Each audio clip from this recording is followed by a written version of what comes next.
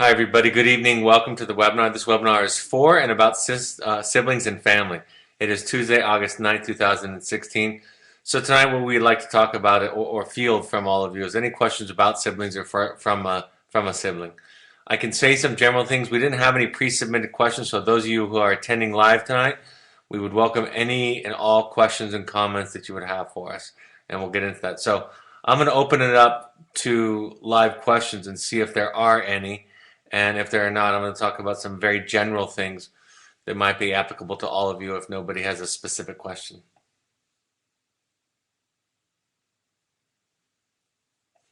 My other children do not want to have much to do with their brother who is at a vote. I believe they are waiting for him to say something to them. Their brother stole money from them, lied to them, etc. It's one of the more common questions or comments that I get about families, and I think that letting them have their space about that is important. Of course, if they can voice it, if they can name what they're feeling, that can be very helpful to the process. Even writing an impact letter to their brother can help to get the conversation started. But when somebody experiences trauma or abuse from somebody else in their life, one of the features of that kind of behavior is the loss of control. And so if we come in and try to fix the person who's been hurt and take over their process for them, in many ways we're re-injuring them, right? We're taking away control again. And so part of this is about giving control back to them, back to their own boundaries. And on their brother's side of things, if he develops some accountability in this process, what he can also do is be patient with them and recognize that healing comes on the time frame and the terms of the person who's been hurt, not the person who's done the hurting. So that's just an idea about how to set it up. Encouraging and welcoming, but giving them their power back. Maybe encouraging the brother to write a letter of accountability or inviting him to write a letter of accountability to them. Inviting them or opening up to them. Talk to your therapist, of course, about them writing an impact letter to him. Those are some general ways to invite or get the process started. But oftentimes, I encourage parents to give a lot of space and a lot of permission to the siblings at home.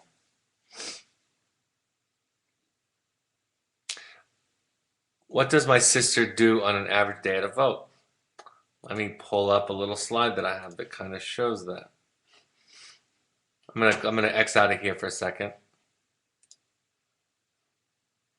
And then this is one I made a long time ago. Let's see if I can flip it sideways, or the correct way. That doesn't work. Be patient with me. Well, I guess we're just going to do this sideways for now. I didn't know that it would come sideways. So a typical day for your sibling would be that they would wake up, and at wake up time, they would go over some announcements for the day or what they might be trying to accomplish for that day. Then they're going to eat breakfast, and then we have this thing called crushing coals where they take the fire pit after they're done cooking and they crush it into dust, into powder, and they spread it out so that we practice what we call leave no trace. We want to make the campsite that we were at, we want to make it look exactly like we weren't there. And that's one of the things that we practice every day. It takes a lot of patience. Sometimes they argue with each other. Sometimes they have to solve problems between each other. And so that's what they do in the morning. We might have a morning group. Those groups can be run by the staff or their student. And for a morning group, what that looks like is somebody sharing and talking about their feelings, maybe reading a letter from home, a certain topic or assignment might be discussed. But more than anything else, what I used to tell my children when they were your age, when their brother was in the wilderness program, I would say, we're teaching them how to feel. We're teaching your brother or your sister how to feel. So they're learning to deal with their feelings and not take those feelings and be mean to other people because they're feeling sad or upset. So they're learning to feel, and that's what the group is about. We're going to have hiking almost every day. We're going to stop for lunch.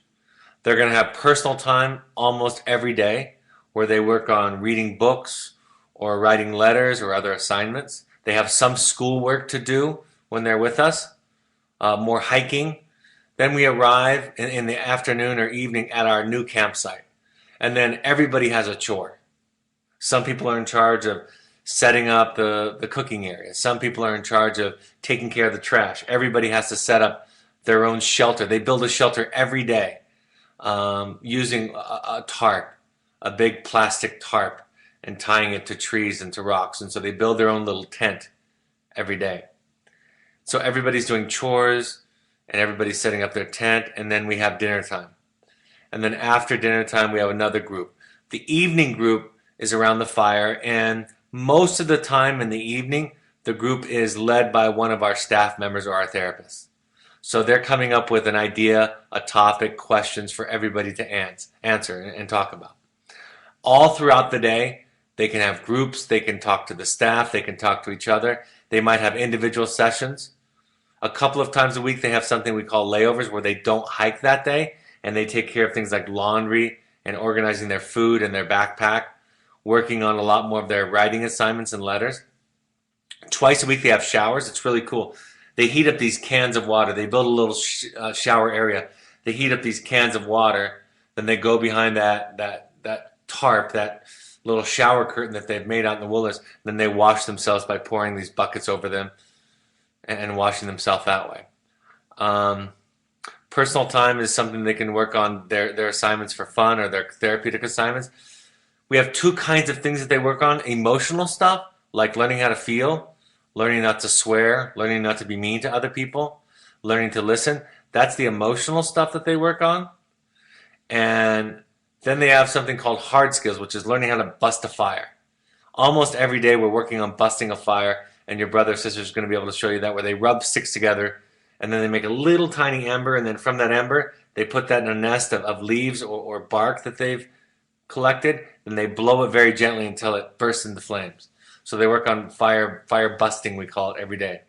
Working on letters to and from home. Solos, a couple of times while your brother is with us or sister is with us, they're by themselves for 3 days.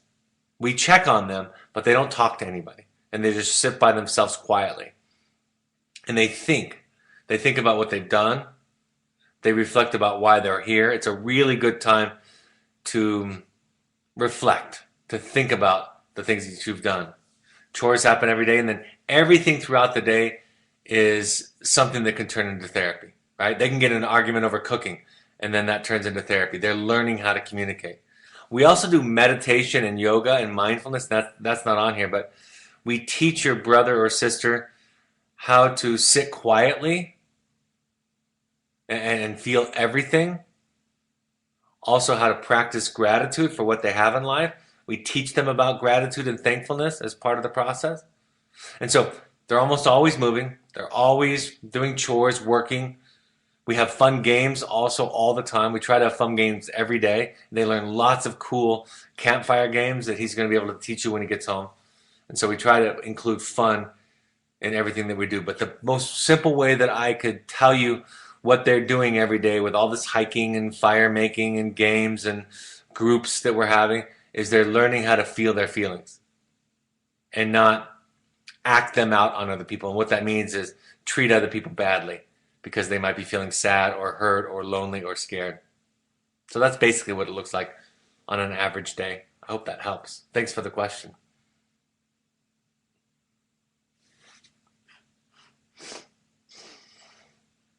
What is the best way for me to communicate the hurt that my brother's actions have caused me and everyone else in the family?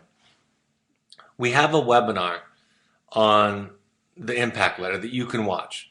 We also have a little sheet that your parents can give you on the impact letter. The impact letter is the first letter that parents write when their children come to the program. And oftentimes we ask siblings to do this also. And in fact, I found that our sibling impact letters were as powerful, had as powerful of an impact as the parents, maybe even more so on average. So if you follow those directions, ask your parents, of course, give the letter to them, but follow those directions in the impact letter page or in the impact letter webinar if you want more instruction, that's the best way to do it. But talking about your hurt, your sadness, your fear, your anger, all of that is a part of that process. Describing what you hope for him, the specific behavior that you saw him doing that was hurtful, what you hope that he focuses on. Also things that you like about him. Maybe you haven't seen those things in a long time, but things that you admire or look up to him in. If you can recall some of those things, those often can be the most powerful. It's really important that with all of this talking about how he affected you, it's really important that he also knows that you love him. Because if he doesn't feel that, if he doesn't think it's coming from a place of love, also, even though all this hurt and anger might be there, it's hard for them to listen to it. So that's the best way that you can be helpful, I think.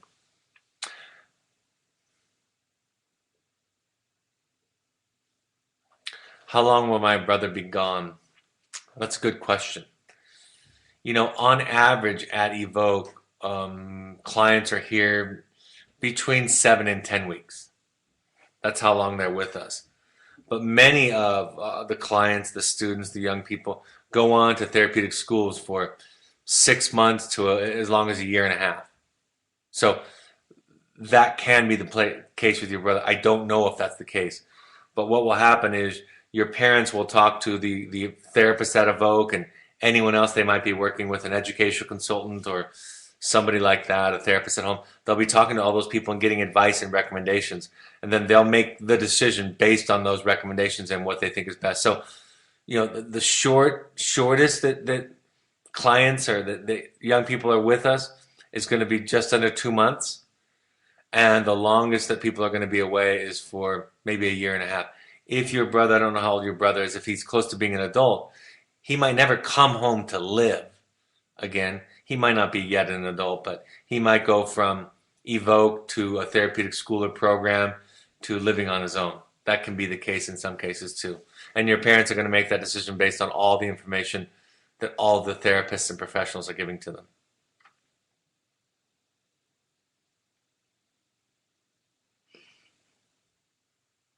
If you want to write a letter to him, even if it's not an impact letter, if you want to write a letter about missing him and hoping that he's happy and doing well, that would be cool.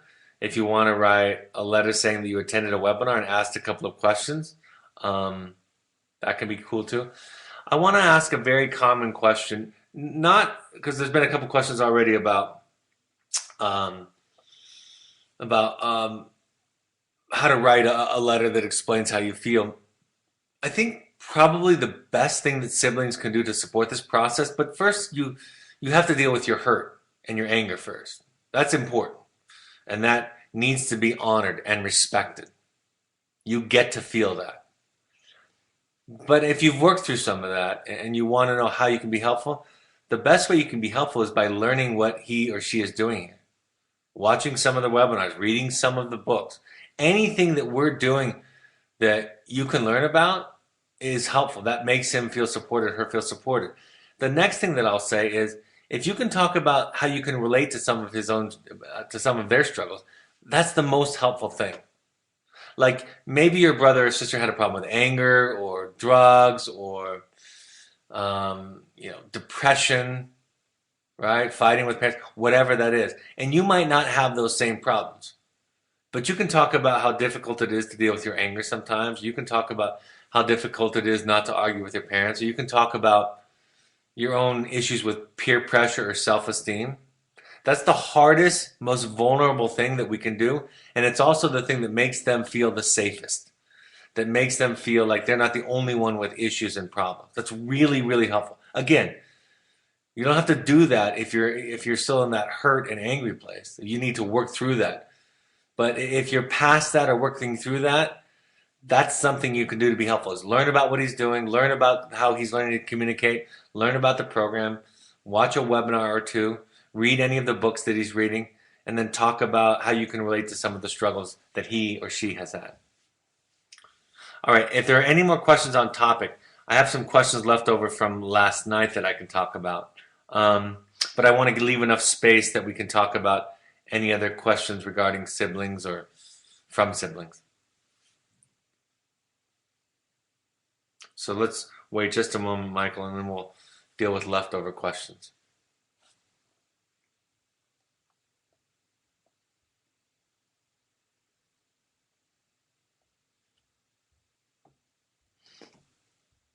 All right, if there are no questions, Michael, coming in, I'm happy to answer yesterday's questions. Yesterday we were talking about transitioning, leaving the program, going to the next program, coming home, those kinds of transitions. But if you want to ask any questions and it's just taking you a minute to type them in, I'm happy to answer those too.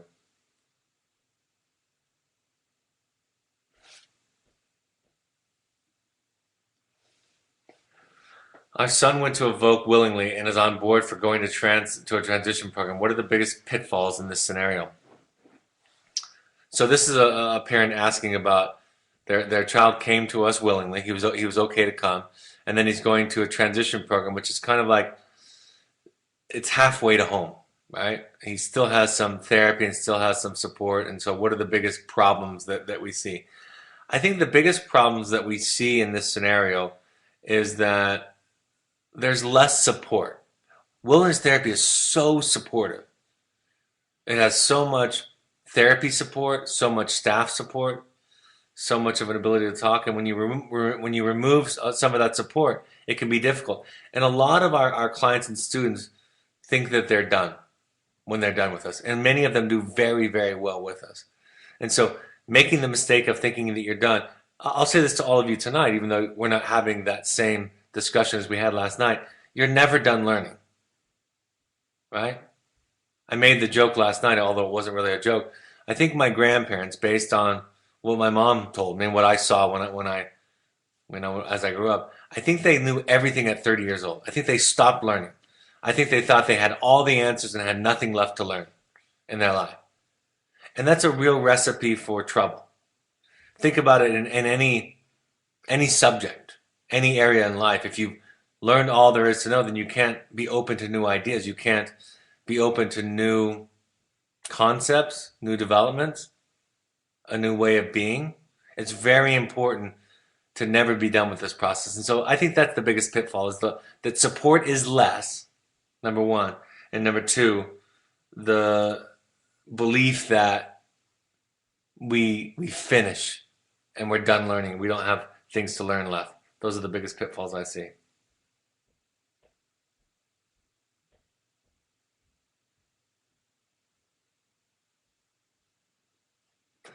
My son is transitioning to a residential treatment center last week. That's like a therapy school, for those of you who don't know. We are transporting him on our own. What should I do if he refuses to go? Behavior before coming to a vote. Call us. If you're on your way and if you anticipate that that's a real good chance that he won't do that, then talk to your therapist in advance. But if you're just worried about some old behavior coming back up again, call us. We'll get involved. I wouldn't panic because there's nowhere to go in the big picture. And a lot of times what kids are doing in that situation is they're calling your bluff. Like, are you serious about the boundaries? Are you serious about the consequences, about the limits, about your plan? And so don't overreact to their reaction. Take a breath, call us, and we'll organize it. Call your therapist, call your parent coordinator, call your consultant or home therapist, call the professionals that are supporting you and redo it. We've had many situations where students have got cold feet, right? Didn't want to go through with going to the next program. Almost all of those, I would say everyone I can remember where the parent didn't cave in. Every one of those, the child ended up at the program eventually. There were a few where the parent caved and said, yes, you can come home. And then, of course, the child is going to do that. So it's important that you don't overreact and that you get help from people outside of your family to help you along the way.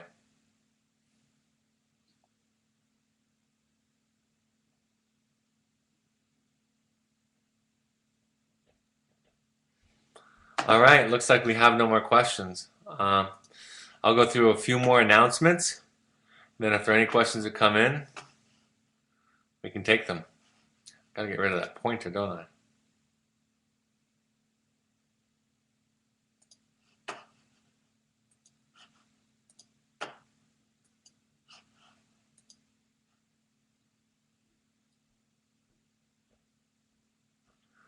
Michael, how did you get the slides up there? I just pressed on default slides and it's not coming up. Oh, there it is. All right. For those of you who don't know, some of you do, we have a play that we've been supporting. We're really excited about. It has new music. It's opening in New York City on October 26th. And we're going to have a breakfast with many Evoke people on the 27th. The invite will be going out in the next day or so. If you want to come do your own personal work as a family or as an individual adult, you can come to the intensives here listed on the right side. Those are run by me. We would like all parents to go to one of the workshops while their child is with us, if possible at all. That's multi-family, multi-parent, experiential learning. We want all parents to go to 6 of these meetings while their children are with us. These are free, these 12-step support groups. Here's some upcoming parent support groups around the country that we'll be hosting. Email Stephanie@evoketherapy.com to RSVP or for more information on all these. One is coming up tomorrow night in New York City. Follow us on social media for inspirational stories and pictures. Twitter, Facebook, and our blog. We have adventure trips for young adults and families, so really cool trips. Not very therapeutic, but more just about having fun and learning about yourself kind of experiences. International, Utah, wonderful trips. Here's my book. It's available on Amazon, Audible. Also go to the Parent Alumni Foundation book page to buy books. 10% of the proceeds there go to our charity, which helps people who can't afford treatment. Any more live questions before I close up, Michael?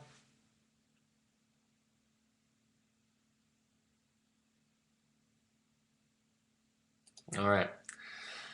All right, folks, the next webinar will be on trauma and abuse. That'll be next Thursday, the 18th. I have an intensive that I'll be running this weekend. That's at 6 p.m. Mountain Daylight Time. So looking forward to that. Thank you for the siblings that came on. I hope it helped you to feel a little bit closer to your brother. I hope some of you that are dealing with a lot of hurt and anger, hope you can get support with dealing with that, and that can be respected.